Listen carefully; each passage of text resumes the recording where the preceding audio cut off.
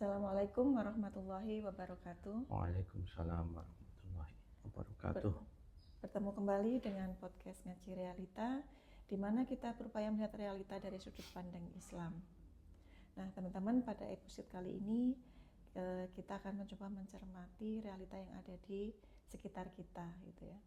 Pernah nggak teman-teman mendengarkan curhatan dari tetangga, teman, saudara, atau mungkin membaca yang ada di sosial media, gitu ya, orang-orang yang mengeluh di mana kondisi saat ini ketika mereka sudah berusaha sekuat tenaga ya, bekerja keras ya, merencanakan sesuatu dengan baik gitu ya, kemudian berdoa terus-terusan pakai jalur langit, tetapi kemudian hasilnya itu tidak sesuai dengan yang diinginkan.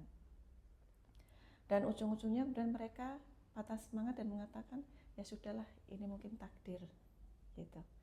Jadi kemudian mempersepsikan bahwasanya itu adalah takdir yang mau nggak mau mereka harus terima.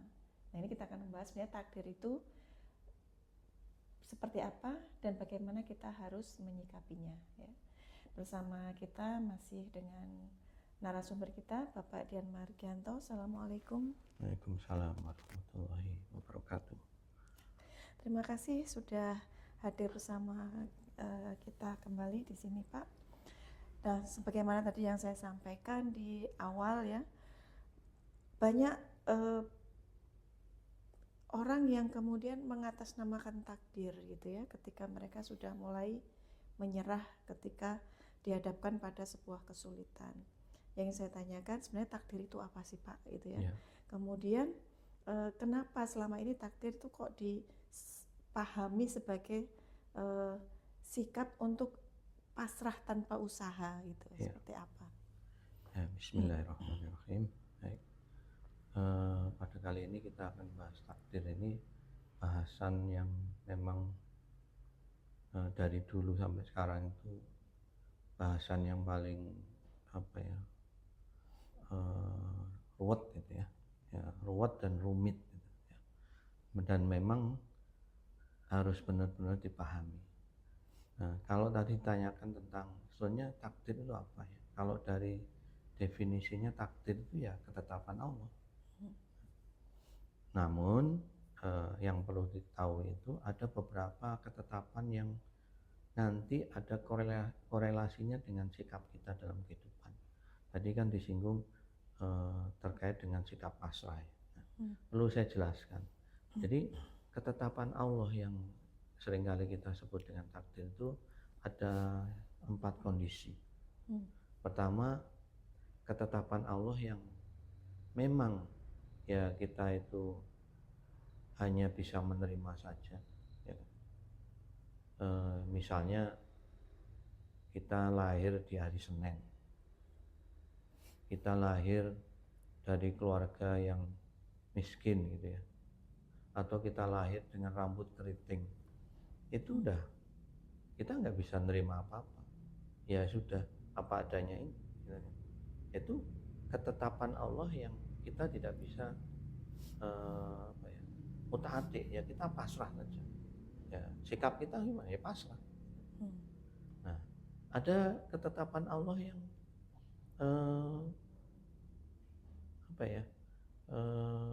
kita bisa merubah tapi dilarang sama Allah. Contohnya apa? Ya kita lahir sebagai seorang laki-laki. Kalau bahasanya saat ini kan alasan-alasan yang diungkapkan misalnya karena mempunyai jiwa perempuan ya kan, alasan yang pembenaran ya, meskipun alasan pembenaran orang-orang yang sampai saat ini tuh punya keinginan untuk merubah laki-laki menjadi perempuan. Katanya jiwa perempuannya terjebak dalam fisik laki-laki, padahal tidak seperti itu ya kan? Nah ini ketetapan Allah, takdir yang manusia itu bisa merubah sebenarnya, tapi sama Allah diharapkan. Nah, bagaimana sikap kita? Ya diterima saja, udah takdirnya laki-laki. Ya, gimana lagi? Nggak perlu nyari alasan-alasan pembenaran, kecuali memang eh, kalau diteliti lebih dalam lagi, kalau misalnya kita membahas lebih dalam lagi, memang seorang itu punya 2 alat kelamin misalnya. Kemudian harus dicek lagi sama ahlinya ya. Sebenarnya yang dominan tuh yang laki-laki atau perempuan misalnya. Nah itu baru bisa dilakukan perubahan gitu. Tapi dengan kondisi yang tadi saya sampaikan. Terus kondisi yang ketiga yaitu apa? Ketetapan Allah yang manusia itu bisa merubah dan dibolehkan. Contoh misalnya ya, motong rambut itu kan boleh. Ya kan? Terus kemudian kuku ini kan panjang, malah disunahkan ya, sunahkan untuk potong kuku karena di situ kan banyak penyakit dan sebagainya, bakteri. Terus kemudian apalagi ya hal-hal yang memang dari sisi medis dibolehkan ya misalnya bibir sumbing itu kan ya harus dioperasi kan begitu, itu boleh. Nah kemudian, nah ini sikap kita seperti apa ya? Sikap kita ya kita dibolehkan untuk, justru di sini kita nggak boleh pasrah. Kan aneh nanti kalau punya kuku panjang dibiarin, ya ini kan udah takdir sampai panjang, nanti dikira ini ya, dikira genderuwo nanti ya kan. Apalagi rambutnya dibiarin sampai gimbal, ya malah lebih mirip ya kan begitu. Nah itu. Nah jadi sikap kita, nah ini nggak boleh pasrah. Nah kemudian ada kondisi yang keempat, yaitu kondisi di mana manusia, ketetapan Allah yang soalnya itu sifatnya sifatnya itu ilmu Allah itu, ya kan? Dimana Allah itu soalnya nanti tahu bahwa si fulan ini akan bekerja sebagai seorang sopir itu. Tapi bukan ketetapan, maksudnya yang ketetapan yang kemudian Allah sudah menetapkan seperti tadi misalnya ini lahir di hari Kamis sebagai laki, enggak. Tapi karena itu merupakan ilmu Allah, bahwa Allah itu akan tahu bahwa si fulan ini suatu saat pada umur 30 dia akan bekerja sebagai seorang supir. Nah itu. Jadi, disinilah manusia itu nggak boleh pasrah. Manusia dikasih wilayah untuk memilih. Makanya dalam surat Al-Balad ayat 10 itu Allah menyampaikan Bismillahirrahmanirrahim, wa hadainahun najdain, dan telah aku tunjukkan pada kalian itu 2 jalan, jalan kebaikan dan keburukan. Mungkin sebatas itu dulu. Ya, terima kasih. Jadi ini menarik sekali kalau kita ini ya, jadi ingin kaji lebih dalam lagi. Ya, tadi ketetapan Allah itu kan ada 4 ya. Jadi yang menjadi pertanyaan ini adalah poin keempat gitu ya, yang ingin saya tanyakan lebih lanjut terkait dengan ilmu Allah ya. Allah tuh maha tahu bahwa nanti si A, si B itu akan memilih apa gitu kan, akan melakukan apa. Nah ini posisinya dalam takdir gitu ya, seterusnya. Jadi ketika Allah maha tahu gitu ya, dengan ilmu Allah itu, nah bagaimana posisi pilihan manusia tadi, tanggung jawabnya itu bagaimana, dan kemudian usahanya itu di sisi manusia statusnya bagaimana gitu. Ya memang ini agak sensitif ya, masih banyak orang yang salah persepsi. Makanya di awal tadi sampaikan ada generalisasi pemahaman bahwa takdir itu sama dengan pasrah. Padahal kalau kita lihat ada berapa kondisi ketetapan Allah. Ya, yang keempat ini sebagaimana tadi saya sampaikan di dalam surat Al-Balad 10 itu Allah sudah menyampaikan bahwa wa hadainahun najdain, telah aku tetapkan, telah aku sampaikan 2 pilihan, kebaikan atau keburukan. Nah, di sini dalam ketetapan Allah dalam kondisi keempat ini itu benar-benar pure pilihan manusia, ya kan? bukan ketetapan Allah yang apa itu, si A jadi sopir, si B jadi ilmuwan. Ya nanti di sini letak nanti ketidakadilan Allah.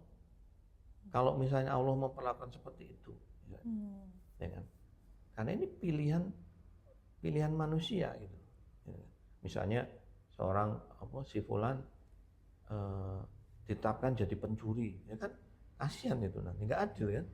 Kenapa aku ini ditetapkan ditakdirkan jadi pencuri? Padahal dalam ketetapan ini manusia itu dikasih pilihan dalam kondisi keempat ini. Jadi silahkan manusia itu memanfaatkan umurnya dalam dunia ini dengan memilih segala aktivitas. Tapi ingat, Allah sudah ngasih standar hidupnya yang benar ini, yang salah ini. Silahkan. Karena manusia kan sudah dikasih akal.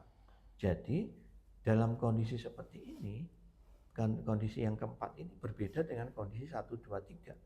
Kondisi pertama misalnya 1, 2, 3 tadi yang manusia ya benar-benar ditetapkan, ya kan, lahirnya, fisiknya dan sebagainya itu, lah itu manusia tidak akan dimintain tanggung jawab apapun. Nggak apa ya? Allah tidak akan mintain tanggung jawab. Kenapa rambutmu keriting? Kenapa kamu lahir di hari Rabu? Enggak. Jadi kondisi 1, 2, 3 tadi Allah tidak akan memintain pertanggungjawaban. Tapi dalam kondisi keempat, di mana manusia itu dikasih pilihan, wahadainahun najdain, 2 pilihan. Nah, disinilah manusia itu akan dimintain tanggung jawab sama Allah. Nah, tadi terkait pertanyaan misalnya, di mana posisi manusia, ya kan? Manusia harus, karena manusia itu nggak tahu nanti dia itu takdirnya ke depan, misalnya dia itu mau jadi apa, ya manusia dikasih pilihan, dikasih kesempatan untuk berusaha, ya kan? Ya silahkan itu, sesuai dengan pilihan masing-masing. Yang jelas Allah sudah ngasih pilihan bahwa ini ada yang baik, ada yang buruk. Contoh misalnya orang mencari nafkah. Orang mencari nafkah itu kan, ya pilihan baiknya ya dia bekerja, ya kan? Bekerja misalnya ya sesuai dengan kemampuan. Dulu kan ada cerita zaman Rasulullah itu petani kurma, ya kan? Nah, petani kurma itu nanya sama Rasulullah, ya Rasulullah bagaimana mengawinkan kurma ini supaya berbuah? Rasulullah nggak bisa jawab. Sama Rasulullah diminta untuk tanya ke ahlinya, ya kan? Nah, sama dengan kondisi ini. Kalau kamu mau nyari nafkah misalnya, ya silahkan sesuai dengan kemampuan dan kemampuan kita masing-masing. Kita bisanya jadi seorang sopir, ya silahkan. Yang penting kita mencari rezeki yang halal. Tapi ada juga pilihan mencari rezeki yang nggak halal. Contohnya apa? Mengambil hak orang lain, misalnya korupsi atau menipu, mencuri, jadi begal dan sebagainya. Itu pilihan gitu. Jadi bukan takdir. Nah, disinilah manusia itu akan dikasih kebebasan, tapi karena dikasih kebebasan, dia akan dimintai tanggung jawab sama Allah. Jadi hartanya itu dicari dari mana caranya, ya kan? Terus umurnya dipakai untuk apa? Terus kemudian kan ada itu hadis, kalau nggak salah itu, ya kan? Jadi umurnya dipakai untuk apa? Semua nanti akan dimintai tanggung jawab sama Allah. Jadi dalam kondisi yang keempat inilah manusia itu dikasih kebebasan sebebas-bebasnya. Tapi ingat, ada batasan-batasan dan Allah sudah sampaikan, yaitu dalam bentuk apa? Ya sudah disampaikan oleh Rasulullah itu dalam bentuk Al-Quran dan As-Sunnah. Silahkan. Kalau kalian mau selamat ya pakailah panduan Al-Quran dan As-Sunnah. Tapi kalau kalian mau lebih memuturutkan hawa nafsu ya silahkan. Nanti akan dipertanggungjawabkan di hadapan Allah. Ya, mungkin seperti itu. Alhamdulillah udah jelas ya. Dan terkait dengan tadi ya sampaikan di awal nih Pak tentang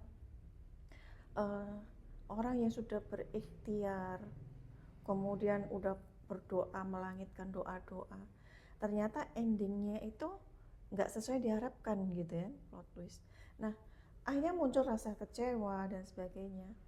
Nah sekarang terkait hal tersebut, bagaimana cara kita berdamai ya dengan takdir yang tidak sesuai dengan harapan kita, tetapi sekaligus kita tidak sampai kehilangan harapan gitu Pak terhadap apa yang sebenarnya kita inginkan tersebut. Ya, ya itu manusiawi ya, orang kecewa dengan hasil akhir itu manusiawi. Ya, nah cuma masalahnya apa ya, hal yang manusiawi itu tidak bisa apa ya istilahnya dibiarkan gitu. Itulah kenapa dalam Islam itu kan ada yang namanya rukun iman yang terakhir itu kan, yang keenam itu kan, yaitu iman pada qada qadar, iman pada takdir, baik itu takdirnya baik maupun buruk, ya kan. Misalnya nih kita sudah bekerja tapi kok nggak kaya-kaya, ya kan. Hasilnya ya pas-pasan aja, cukup buat makan dan sebagainya, ya kan. Terus kita sudah belajar tapi kok nggak, hasilnya nggak bagus-bagus. Ya. Disinilah makanya kan Allah memberikan tuntunannya. Makanya dalam rukun iman itu kita diminta beriman pada takdir. Apakah itu nanti baik atau buruk? Kenapa? Karena Allah sudah tahu, ya kan? Karena Allah adalah zat yang menciptakan manusia. Nanti secara garis besar Allah akan tahu bahwa manusia itu nanti kalau nggak sesuai harapannya akan kecewa. Dan itu memang sudah sunatullahnya seperti itu. Itulah kenapa Allah melalui Rasulnya ngasih tuntunan di dalam rukun iman itu bahwa kita diwajibkan beriman terhadap takdir kita, mau baik mau buruk ya ini. Karena begini, baik menurut kita belum tentu itu baik menurut Allah, ya kan. Buruk menurut kita belum tentu buruk menurut Allah, ya kan. Misalnya contoh apa ya, misalnya bekerja, logikanya sunatullahnya kalau kita bekerja maksimal, berusaha ini mestinya kaya. Nah menurut kita baiknya kita itu takdirnya kaya, tapi menurut Allah dengan kondisi di dalam apa ya diri kita, Allah itu maha tahu kalau misalnya nanti kita dikasih kekayaan kita menjadi sombong, ya kan, lupa daratan, sehingga kita malah melakukan banyak perbuatan-perbuatan maksiat. Oleh karena itulah Allah itu ya mungkin membatasi rezeki kita seperti apa misalnya begitu. Jadi kondisi baik menurut kita belum tentu baik menurut Allah.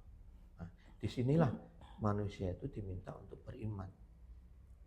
Lebih baik kita itu memasrahkan diri dengan takdir Allah, ya kan? Karena insya Allah kalau kita itu mengikuti takdir Allah itu akan baik menurut pasti akan baik. Kenapa? Karena Allah sudah menentukan yang baik buat kita. Tapi bukan berarti kita pasrah, enggak. Ya kan? Ya makanya di sini yang tadi di awal saya sampaikan pembahasan takdir ini memang agak ribet dan ruwet gitu. Ya kan? Tapi satu sisi ya dalam kondisi yang 4 tadi itu manusia dikasih 2 pilihan, ya silakan manusia untuk memilih. Alhamdulillah sudah terjawab ya dari permasalahan yang disampaikan di awal dan memberikan sebuah wawasan baru itu ya. Kemudian selanjutnya mungkin ada closing statement. Ya. Jadi takdir itu ketetapan Allah, tapi bukan berarti, tapi harus dipahami ya bahwa takdir itu ada beberapa kondisi yang mungkin saya ulang sedikit, kondisi yang benar-benar memang ketetapan Allah yang kita cuma bisa pasrah. Misalnya kita lahir sebagai laki-laki, lahir sebagai perempuan, rambutnya keriting, lahir dari keluarga yang berada dan sebagainya. Itu tidak perlu disesali, tidak perlu dirisaukan. Jadi nggak perlu lagi misalnya cari alasan pembenaran pengen jadi perempuan, nggak perlu gitu. Ya disyukurin aja yang sudah menimpa kita, takdir kita ya sudah disyukuri. Ya. Karena itu tidak akan dimintain tanggung jawab sama Allah. Tapi kalau kita memaksa merubah, itu nanti akan dimintain tanggung jawab sama Allah. Nah, ada kondisi yang kita dikasih pilihan, gitu, ya kan? Di luar yang tadi sudah ditetapkan sama Allah itu, misalnya kita mau kerja jadi apa, kita mau menafkahi keluarga kita dengan cara yang benar apa enggak, itu dikasih kebebasan. Sebagaimana dalam tadi surat Al-Balad itu, wahadainahun najdain, dan telah aku tunjukkan dua jalan, jalan kebenaran dan jalan keburukan. Silakan kalian mau pilih. Nah, di dalam kondisi seperti inilah, dalam keadaan seperti inilah, kita harus lebih berhati-hati, ya kan? Kita harus tetap berpegang teguh pada ya, kita harus tetap berpegang teguh pada aturan Allah dan Rasulnya. Kalau mau bekerja ya carilah pekerja yang kalau mau menafkahi atau mencari rezeki, cari rezeki yang halal. Kalau mau melakukan apapun misalnya, ya cari tahu dulu aturan Allah seperti apa, sehingga kita nggak salah melangkah. Karena dalam keadaan ketetapan Allah yang kita dikasih, yang merupakan ilmu Allah ini, kita dikasih kebebasan sebebas-bebasnya, selama tidak menabrak aturan Allah dan Rasulnya. Selama kita menabrak aturan Allah, nah disitulah nanti kita akan dimintai tanggung jawab sama Allah. Dalam kondisi keempat ini, kita nggak bisa pasrah. Justru kita akan kita disuruh untuk berusaha semaksimal mungkin, seoptimis mungkin. Misalnya dalam mencari nafkah, ya mau berdagang boleh, mau jadi karyawan boleh, mau apapun boleh, selama tidak menghalalkan segala cara. Ya kan? Mungkin itu, Mas Insan. Terima kasih. Alhamdulillah episode kali ini sudah selesai, sudah bisa menjawab realita yang sering kita hadapi sehari-hari. Jadi mungkin sedikit saya garis bawahi bahwasanya pentingnya keimanan terhadap qada dan qadar, ya, takdir Allah yang baik ataupun yang buruk, itu adalah kita bisa tahu kapan kita berhenti, yaitu ketika kita menghadapi takdir yang sudah menjadi ketetapan Allah yang kita tidak bisa mengubah, dan kapan kita harus berikhtiar, gitu ya, dimana itu menjadi pilihan kita, dan itu akan membuat kita tetap semangat, ya, tidak kemudian pasrah tanpa usaha. Kenapa? Karena kita tidak tahu takdir Allah ke depannya itu seperti apa. Yang bisa kita lakukan adalah ikhtiar untuk menjemputnya. Apapun hasilnya, itu adalah yang terbaik yang diberikan Allah kepada kita, yang kita imani, yang itu akan menjadi salah satu catatan amal baik kita juga ketika bisa menerima takdir Allah dengan baik, ya. Mungkin seperti itu, ya, pertemuan kita pada podcast Ngaji Realita kali ini. Kita bertemu lagi pada episode selanjutnya. Assalamualaikum warahmatullahi wabarakatuh. Waalaikumsalam warahmatullahi wabarakatuh.